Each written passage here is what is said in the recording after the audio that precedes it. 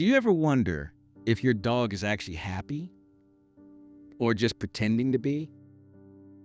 You walk them, you feed them, you let them sleep on the couch, and when their tail wags, you tell yourself everything's fine.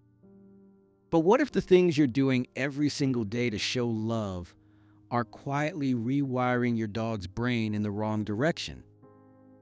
Not in ways that cause obvious problems, not in ways that make you rush to the vet, in ways that build up silently, month after month, until one day your dog starts barking at nothing, destroying furniture, or flinching at your touch, and you have no idea why.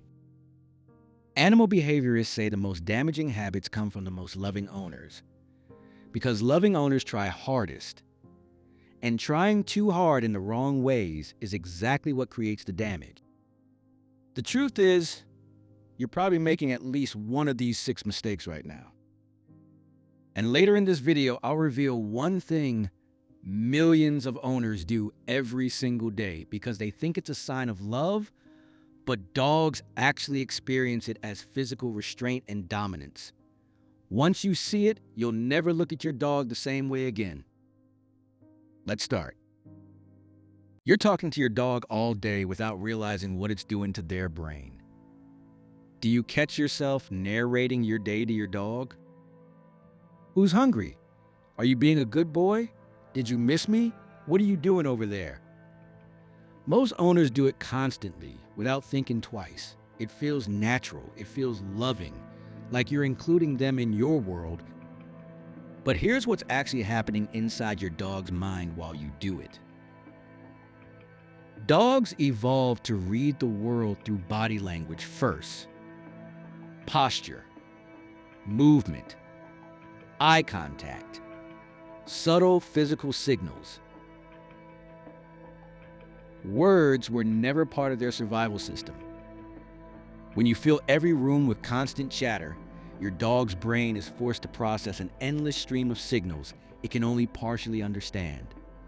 Imagine living inside a foreign country where people talk at you all day in a language you half understand. You feel tired, tense, unable to fully relax. That's the mental state many household dogs live in permanently. Over time, that noise creates something behaviorists call auditory overload, and it leads to slower learning, anxiety, and a dog that seems to tune you out completely. The most well-behaved dogs almost always come from calm, quiet homes. Short commands, clear body signals, purposeful silence. When you stop filling every moment with words, your dog's nervous system finally gets to rest. An arrested dog learns faster, listens better, and trusts you more. 2, you're reinforcing anxiety every single time you say goodbye. Have you ever watched your dog fall apart when you grab your keys? The pacing starts, the whining, the eyes that follow your every move. And because you love them, you do what any caring owner would do. You kneel down, stroke their head, and say, "It's okay, I'll be right back." It feels like comfort. But inside your dog's brain, something dangerous is being wired in. Dogs don't understand sentences, but they understand this. I feel stressed, and then something good happens. Attention, touch, a calm, soothing voice. That combination teaches their brain that anxiety is the behavior that earns your love. Repeat that pattern enough times, and mild nervousness becomes full separation anxiety. The kind that leads to destroyed furniture, neighbors complaining about barking, and a dog that can't spend 30 minutes alone without its cortisol levels spiking to dangerous levels. The fix feels uncomfortable at first. Leave without ceremony. No long goodbyes, no emotional rituals. Walk out calmly like it's the most boring thing in the world. Come back the same way. When leaving stops being an emotional event, your dog's brain stops treating it like a crisis. And that single shift can undo months of anxiety in weeks. 3. You're correcting your dog after the moment has already passed. Have you ever walked into a room, found a chewed up shoe, and immediately said, "No, bad dog"? Every owner has. It feels like the right thing to do. You want them to understand what they did was wrong. But here's what the science actually shows. A dog's brain can only connect a consequence to a behavior within a window of roughly 2 seconds. After that, the connection is gone. When you scold your dog for something that happened 5 minutes ago, they're not linking your anger to the shoe.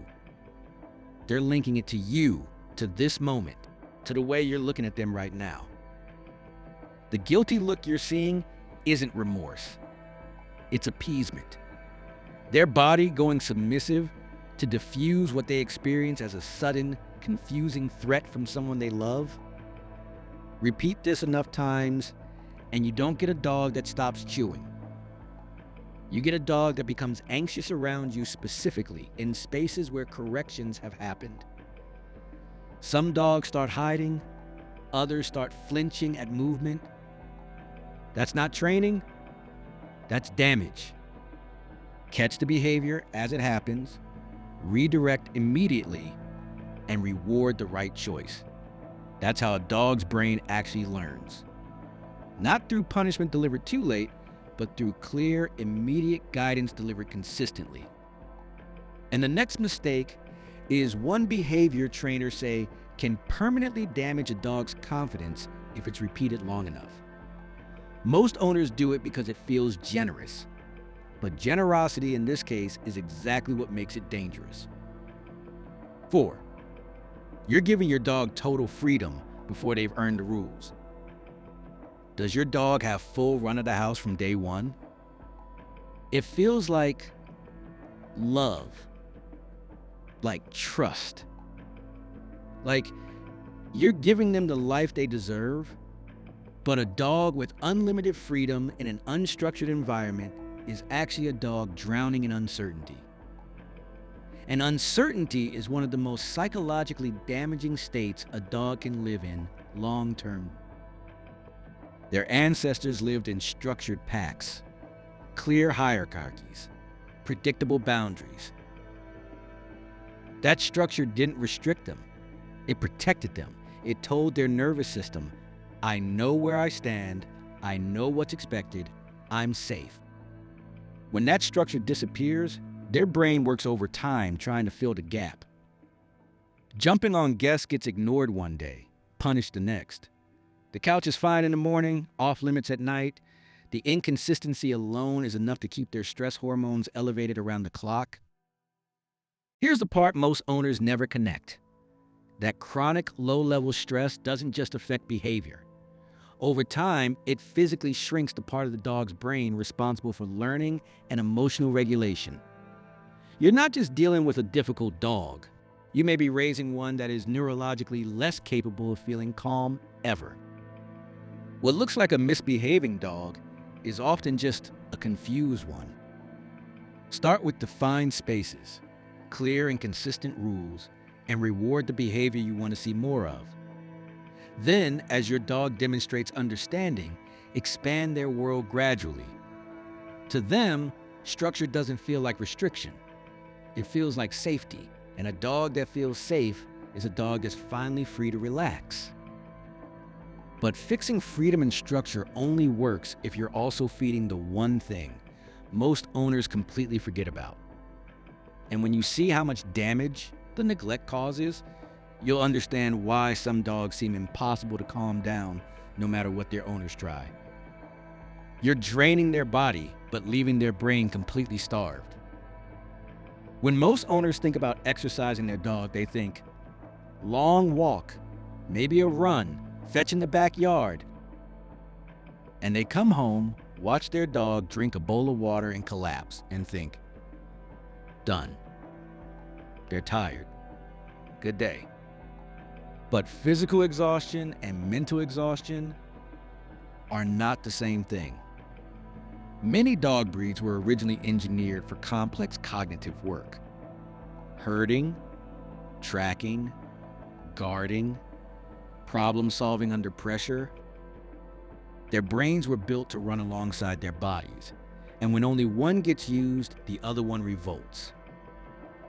A physically tired but mentally starved dog is the dog that chews through walls at midnight, that barks for an hour at nothing, that finds ways to cause chaos right after a 2-hour walk because their mind is still burning with energy that went nowhere. 10 minutes of mental stimulation, a puzzle feeder, a scent tracking game, a hidden treat challenge can tire a dog more deeply than an hour of physical exercise, because it's the kind of tired that actually satisfies them. Start adding one mental challenge per day.